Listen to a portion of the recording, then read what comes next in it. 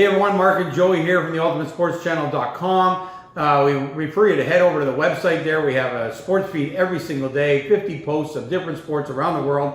You can drop in there, you can read everything you want to find on sports. And it's not like you have to go to the NHL, then go to the NFL and then do that. We have it all there. So use us as your daily resource for sports, Joey.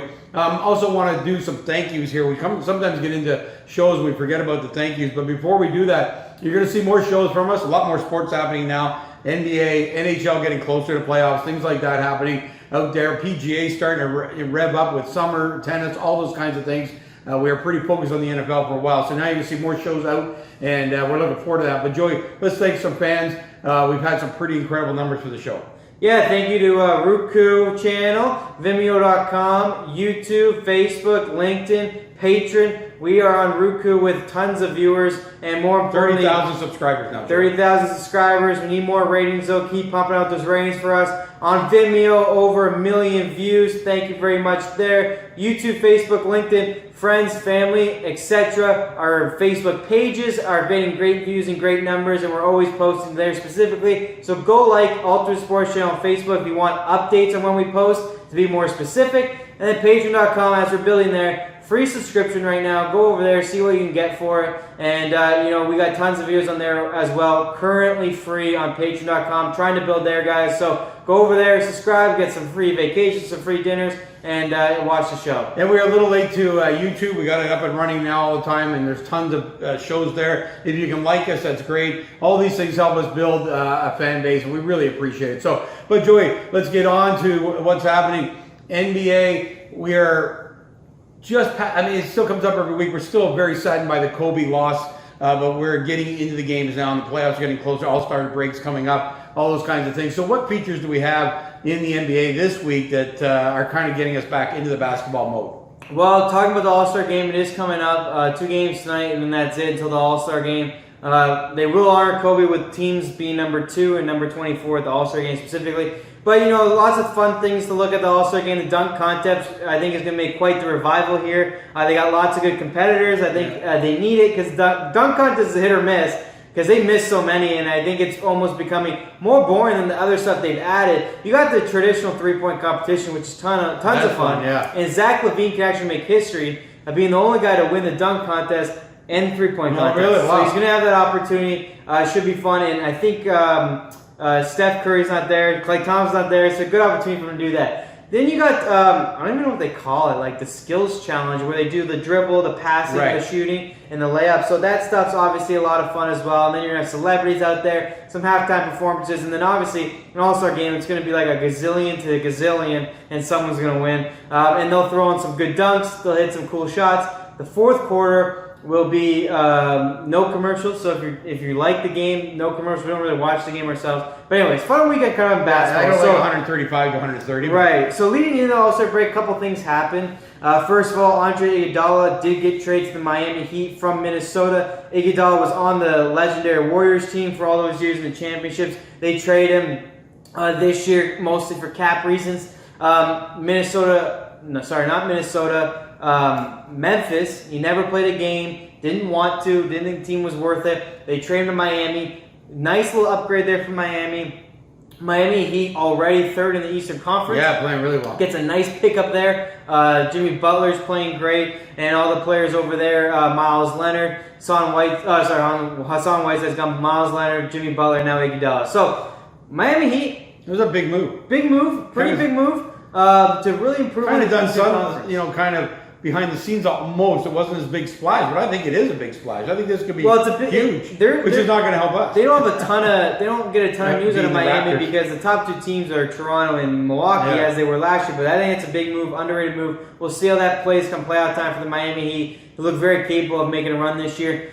As we mentioned, Toronto, let's talk about Toronto. 15-game winning streak, longest for the franchise, longest for any Canadian team ever. They immediately lose, of course. That's always how it happens. It all drains from you at that point. But what they have shown this year is truly phenomenal. The depth of this team, constantly battling injuries, and to be in second place only behind Milwaukee and have a 15-game winning streak is phenomenal. They have a better record than last year. They look very dangerous come playoff time. They can easily get back to the finals. I think repeating specifically will be tough because the Western teams But Yeah. getting back there, I'm starting to build a ton of confidence here. Masai Ujiri is all in with the Raptors. He's put together a phenomenal franchise here, and I'm real excited for the playoffs time. Now, this team, the depth is insane.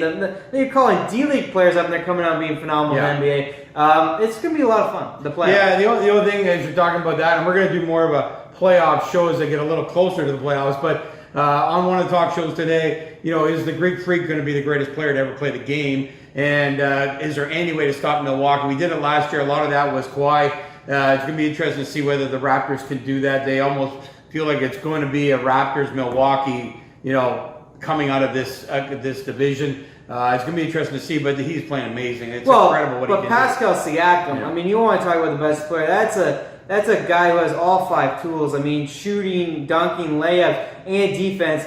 The one thing Anthony Kupo has not still picked up is a 3-point shot. Yeah. He's not really a threat for that. He's going to drive the hole. Do we have a defender to do that? We look like we do. More importantly, Nick Nurse, too, might be still underrated as a coach. We talk about these players like Siakam and Van Fleet. And all these guys stepping up. How much should Nick Nurse get credit? Masai Ujiri is kind of the face, but Nick Nurse should be in the Coach of the Year talk with the development of these teams and the system he has put in for all these young guys to succeed, and especially through this 15-game win. And you're truly right there, Joe. I got to say, last year, I think everything was given to Kawhi.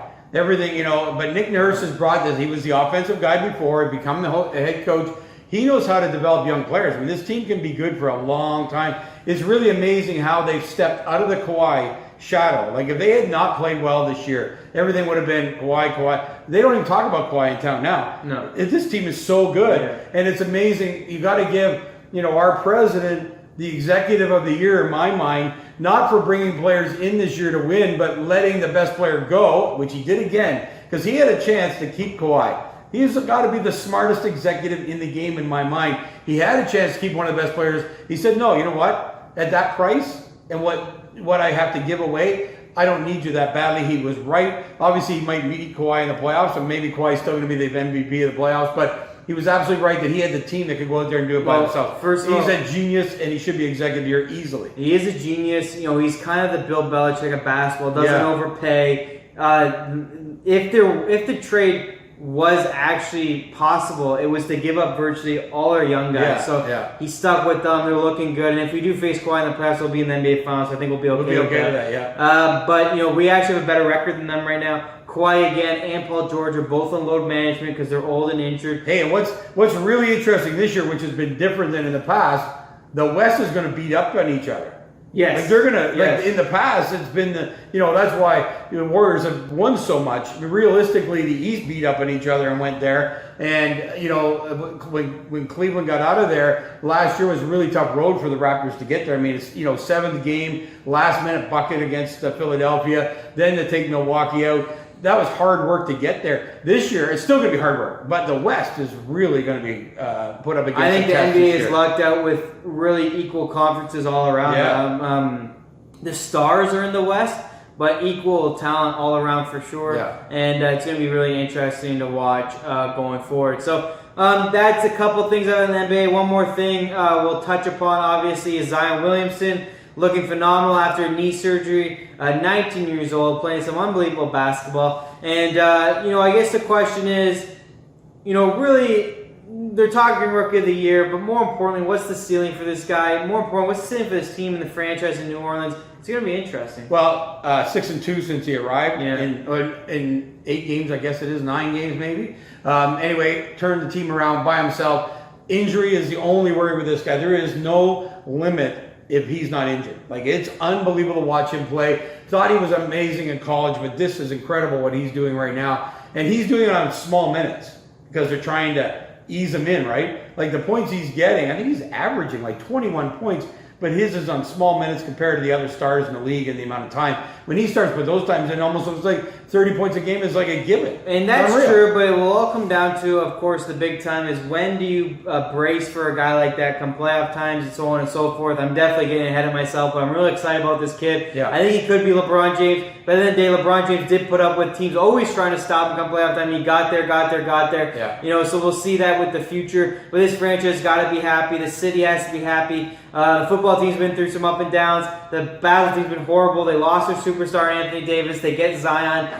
So it's all working out right now for New Orleans, which is great to see. And we hope them the best and that they can build a great basketball franchise there and win while they're young, because it will be difficult for them to keep these stars as the owner is not necessarily a big-time owner as far as the pockets go. Very, very cool. Congratulations for him being back. You know, the NBA is in a great spot right now with tons of young talent on tons of different teams and tons of interesting cities like Milwaukee, like New Orleans, teams that weren't that popular before. And, you know, the classics coming back along with it. Boston, Miami, Lakers, Clippers, and, of course, our Toronto Raptors. It's going to be a fun time come playoff time. We're super excited. And that's basically the news in the NBA. You know, not much. Top teams at the top, and the All-Star game coming up. Yeah, for sure. Enjoy the week. Enjoy the All-Star game. If you love that much scoring, yes, there's nothing really not like about it. And we'll be back next week to start to look at the playoffs when we get the second half of the season. Although, as you mentioned, the top part of the thing in basketball, that's the only problem. It's all pretty boring. We could have picked all the teams at the start of the year. Top 4 teams. It's just too bad. But it is the way it is. When we get there, it's going to be unbelievable basketball. So there you go. Have a great week. We'll look forward to talking to you.